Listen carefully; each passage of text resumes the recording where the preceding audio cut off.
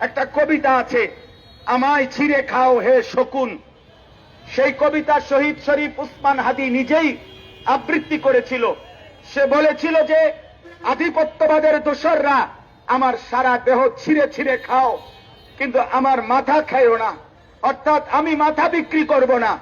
কিন্তু দুশ্মন শহীদ শরীফ উসমান হাদির মাথায় গুলি করেছে, জীবন দিয়েছে, কিন্তু শহীদ শরীফ উসমান হাদি প্রমাণ করেছে ধিম ধিম বাজে গণ তুন্দুবি দামামা, হাকে ধীর শির দেগা নিহি দেগা আমামা।